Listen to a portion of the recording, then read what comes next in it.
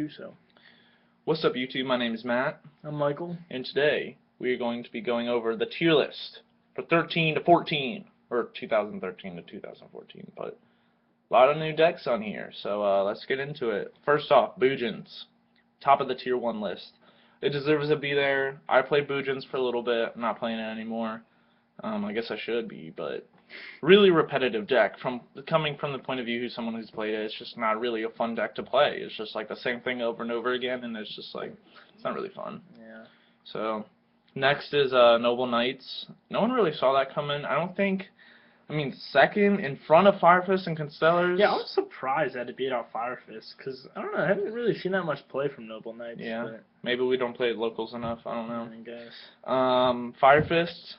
Fire Fists are good with Tenki coming to Definitely. 3. I mean, we saw that coming. Yeah, I think Fire Fist is a really... I mean, I've always thought that it was a really cool idea with all the back row and just, like, keeping on the back row there, and I definitely think that all of the, it's very well distributed with power. Like, all of the monsters just have really good abilities. I mean, because even if one of them gets screwed over, I mean, you still got, like, if Bear gets messed up, you got a Gorilla, you know, or, like, I don't know. There's just a lot of different options with the deck, so yeah. I think that's really good. Next is Constellar.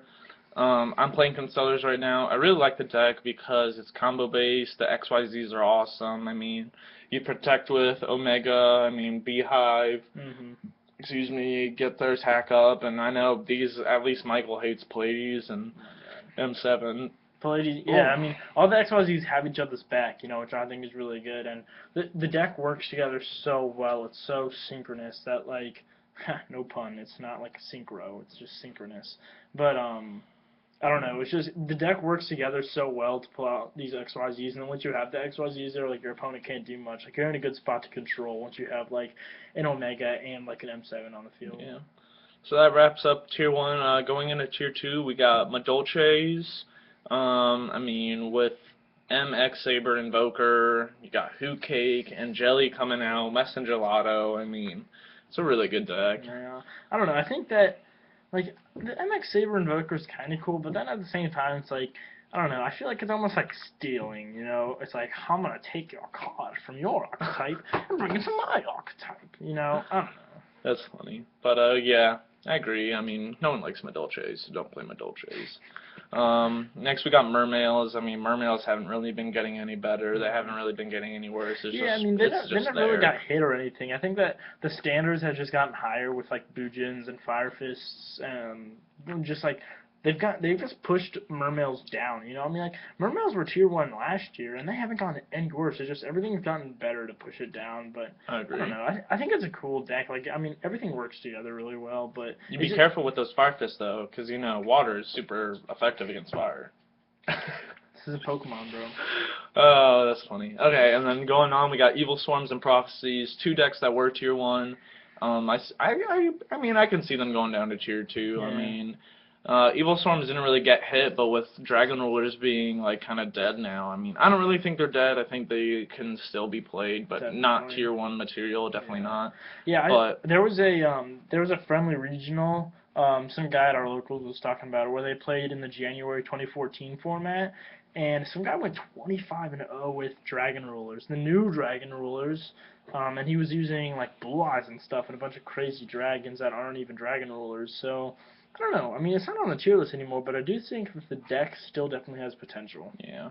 So, but then without the Dragon Rulers, I mean, Ophion doesn't really have anyone to block. I mean, you can't really do anything against XYZs with that, so it's like, whatever. Yeah. And then Prophecies, it's never been an OTK deck. Definitely. And then with Fate going down to 1, people are probably just pissed about that, and they just don't want to play the deck. But, I mean, it's super fast and an incredible number of options and so many pluses with that deck. Yeah, so it's still a good deck. Yeah. Next is Light Sworns. With their new support coming out, I mean, it's just like, it's ridiculous. It's like, it's just a really good deck, and it always has been. Yeah, I agree. Just because the boss monsters are so easily playable, and I mean, once you have Judgment Dragon on the field, if you don't stop him right there, you better hope that you're going to top deck a Dark Hole or something, you know? Because if you don't stop Judgment Dragon right away, GG, bro. GG. JD, GG. Bam. So ridiculous. And then finally on tier 2 we got Harpies. I mean, with all the new Harpy support, I saw them being tier 3, but I don't know about tier 2. I mean, Yeah, I mean, I don't know. I guess I just really haven't seen that much from them yet. yeah. So I guess we'll have to see more from Harpies before we Yeah, can I really make agree. a comment on it. I mean, Tachyon Galaxy has a lot of new wind support, so not necessarily. I mean, even if it's not direct Harpy support, there have been so many new like Wing Beast XYZs or just like Wing Spill and Trap support. So I don't know, Yeah. but I think it has potential. Yeah. So But that I wraps mean, up tier play 2. Harpies. Oh. Hate yourself. Seriously. That's funny. Okay, that wraps up tier 2. And going down in tier 3, we got Machines, Dark World, Hieratic, and Agent.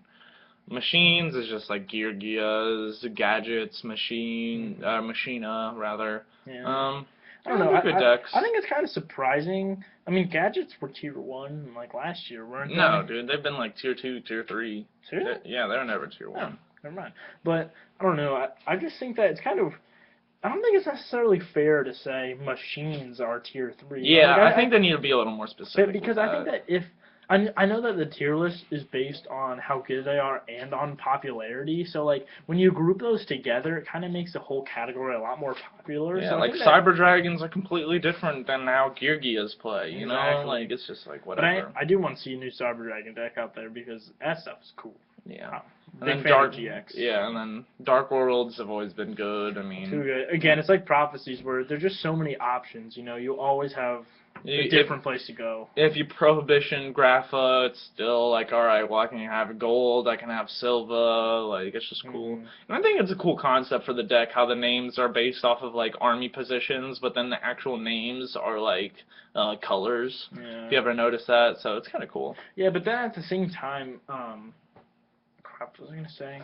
But yeah, there's just the thing about Dark Worlds is that like back in the day, like the mainstream cost of like any spell card is discard 1 or discard 2. You know, it's like Dark Worlds can abuse that so well. Like I remember seeing like just going through a bunch of old cards and be like, this would go good in Dark World, this would go good in Dark World, this would go good in Dark World because all of the costs are discarded. It's not even a cost anymore. You know, Yeah, but, it's just ridiculous. so the Dark World's always gonna have have potential in that. Then Hieratics, I just think like it's a good deck, but it's not really good to play against other decks anymore. It's just like, yeah, it special summons a lot, and you can get big monsters on the field, and dragons are always good. But with Dragon Rulers kind of screwing over the whole dragon archetype type as a whole, like it kind of it's not that good of an archetype anymore. And then Agents are just They're very like, fragile. yeah, it's not a really good deck. Yeah. So. I mean, I think that it's good, but it's just like it's very reliant on certain things. Like whereas we were talking about with Dark Worlds or Prophecies, or Bujins, even they have so many paths to go on, you know. But Agents is a lot of the same. Is a lot of like the same path that you're going down with like Shine Ball and then going into rank 2s and It's repetitive. and it can be sided against really easily. So. Yeah, whatever. Alright, well, that wraps up our discussion. Like, comment, subscribe on the video. Again, I'm Matt.